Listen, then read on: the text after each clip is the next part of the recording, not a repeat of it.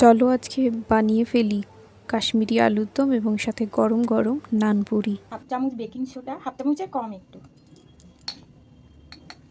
নুন, আর যাতে মতো 500 ময়দা, দই। আগে এটাকে ভালো করে মিশিয়ে নিতে হবে, তারপরে জল দিয়ে মাখতে হবে। মেখে 4-5 ঘন্টা রেখে দেবো, রাতে করবো।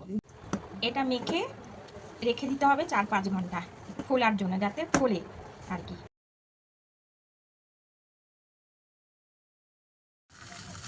রাত্রিবেলা খাওয়ার জন্য নানপুরির সাথে কাশ্মীরি আলুর দম বানাচ্ছি।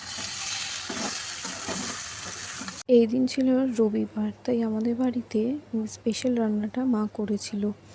তো আমি একটা জিনিস দেখছি, তোমরা সবাই আমাদের ভিডিও দেখছো অনেকেই, কিন্তু আমাদের চ্যানেলটাকে লাইক, শেয়ার অ্যান্ড সাবস্ক্রাইব করছো না। মেনলি সাবস্ক্রাইব করছো না। প্লিজ তোমরা যদি যারা যারা দেখছো আমাদের চ্যানেলটাকে একটু সাবস্ক্রাইব করে দাও, তাহলে আমাদের খুব ভালো হয়।